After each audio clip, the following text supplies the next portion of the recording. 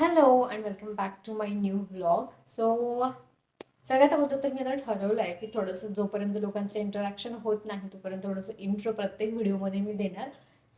जे चॅनलवर नवीन आहेत त्यांच्यासाठी मी आहे मयुरी आणि मी राहते मुंबईमध्ये.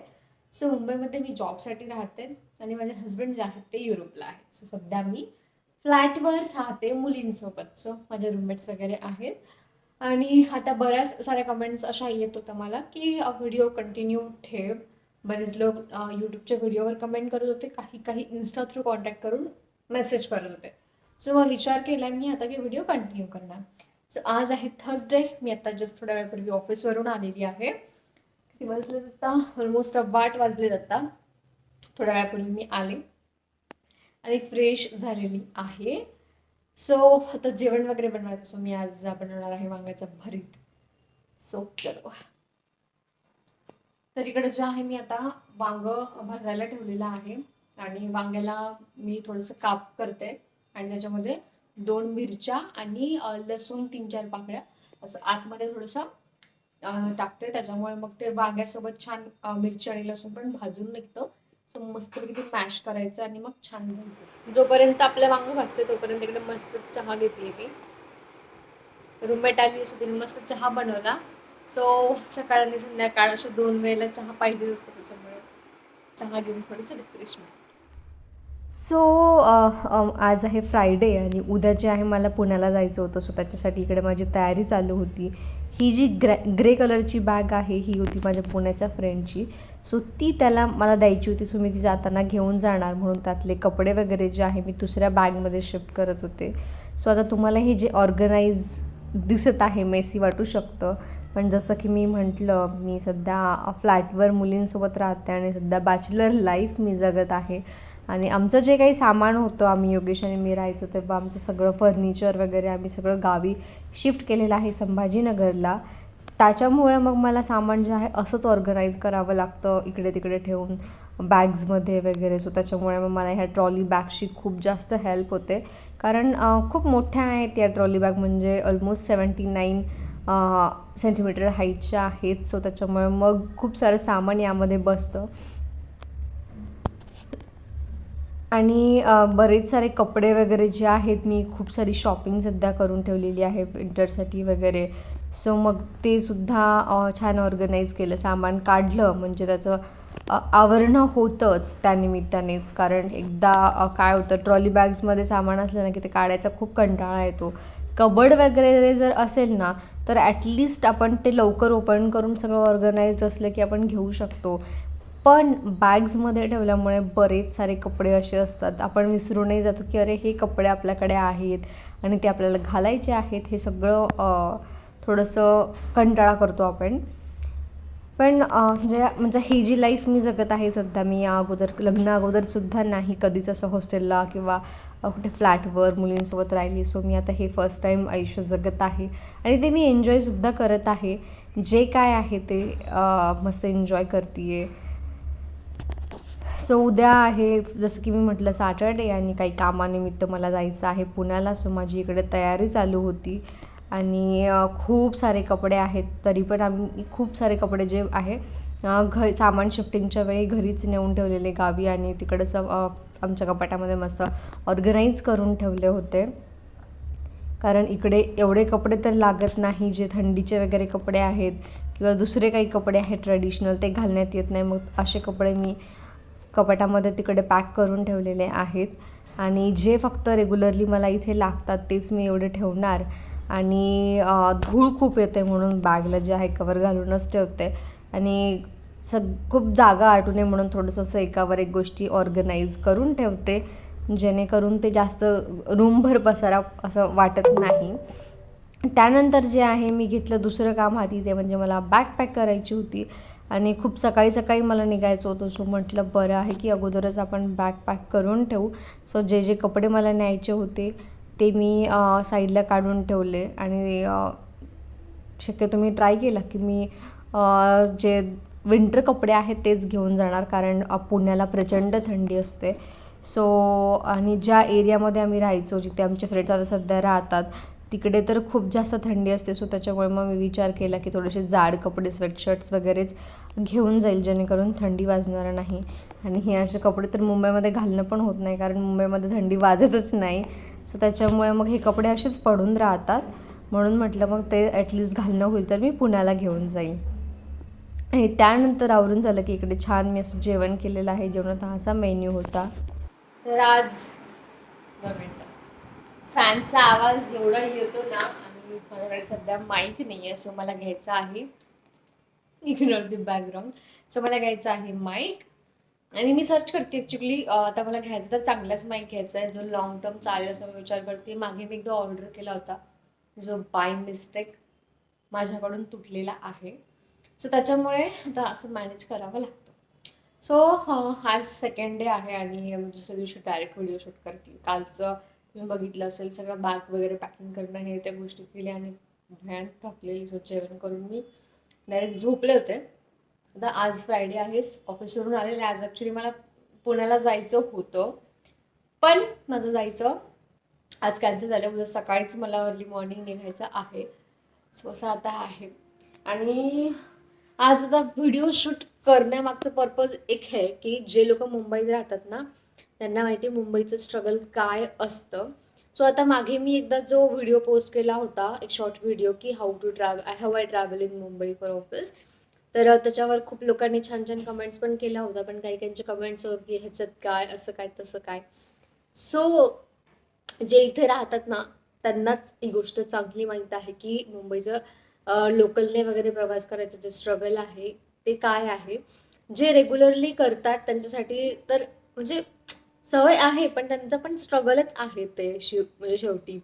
कारण सोपं नाही आहे एवढं लांब लांब ट्रॅव्हलिंग करणं, सतत प्लॅटफॉर्म टू प्लॅटफॉर्म चेंज करत जाणं, त्याच्यात गरमी, गर्दी, ह्या सगळ्या गोष्टी खूप मॅटर करतात.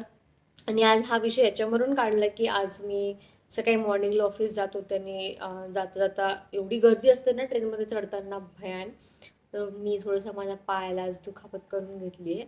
सो तुम्हाला दिसत असेल, माहीत नाही, मला आता व्हिडिओमध्ये एवढं नाही दिसत आहे. पण हे जे आहे ना, इकडे कदाचित कुणाचा तरी हिल म्हणजे पाय पडला आणि हिल घातलेली असावं त्या लेडीने, त्याच्यामुळे प्रचंड लागलं आहे मला इकडं. आणि ह्याच्यामुळे जो आहे माझा पूर्ण पाय इकडं सुजलेला आहे. तर पूर्ण तर नाही दाखवू शकत, पण अक्षरशः म्हणजे माझा पूर्ण पाय जो आहे गुडघ्यापर्यंत सुजला आहे, टम फुगला आहे. आता उद्या मला जायचं पण आहे, माहीत नाही सकाळपर्यंत जर माझा पाय चांगला वाटला मला तरच जाणार, अदरवाईज खूप जर त्रास होत असेल तर मग कॅन्सल करावं लागेल. सगळं एकंदरीत असं आहे.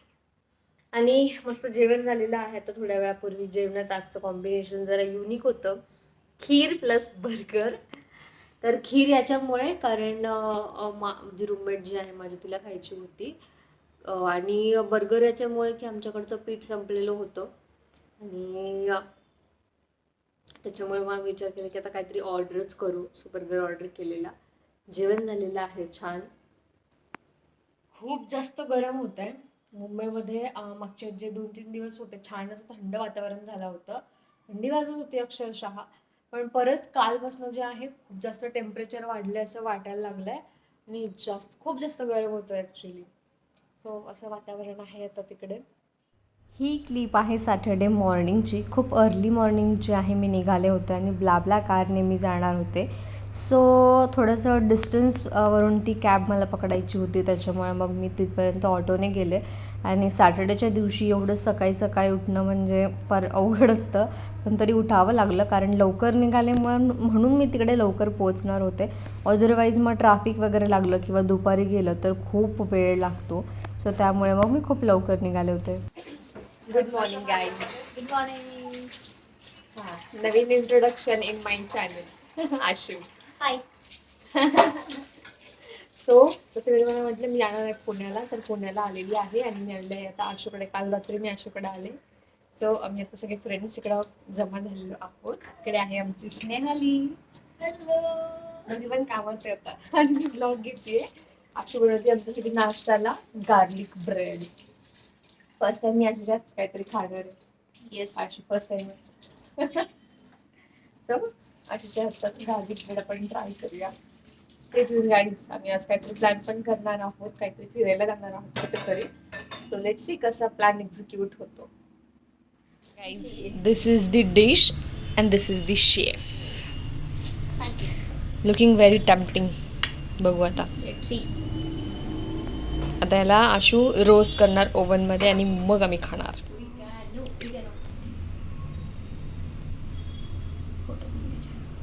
इकडं आपला ब्रेड पिझ्झा बनून रेडी आहे आणि खूप छान झालं, टेस्टला पण मस्त लागतोय. आणि आम्ही इकडे आमची ब्रेड पिझ्झा पार्टी एन्जॉय करतोय. हॅलो.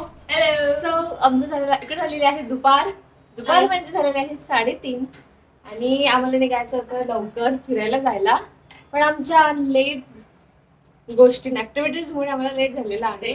सो आता कुठेतरी आम्ही जवळ जाणार. जवळ म्हणजे आम्ही जाणार मॉलमध्ये, कारण दुसरं काही ऑप्शन नाही आहे. So stay tune.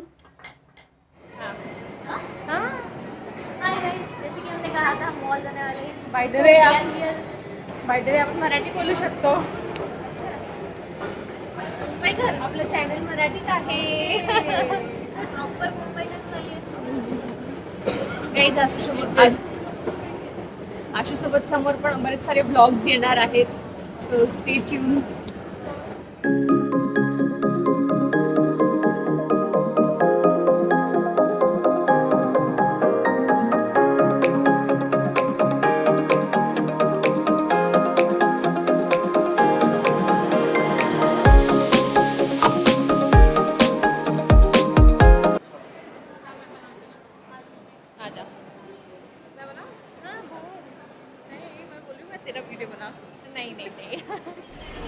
गाईज बघा ही पोरगी फोटो रेडी विडी होऊन काय मटकतीये. हस जरा हस.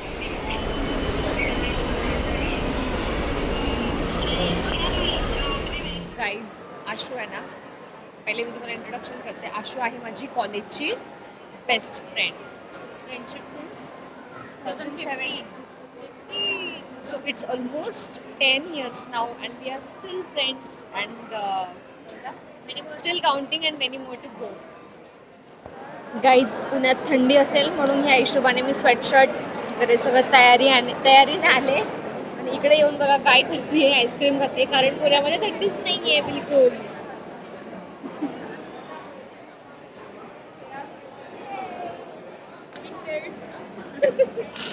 Here we are enjoying our chat and sorry.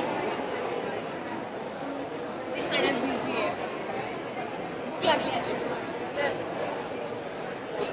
Ice cream साठी खूप लागली. फक्त आईस्क्रीम. एक गोष्ट आठवली. आशू ना कॉलेजमध्ये कुणासोबतच शेअर करत नव्हती. एक शहर आहे म्हणजे उष्ट वगैरे असं तो चालायचं नाही. डिश पाणी काहीच शेअर करत नव्हती का. एक चम्मच 3 प्लेट में का खा रही हूँ. एवढा ह्यूज चेंज कसं झाला आशू.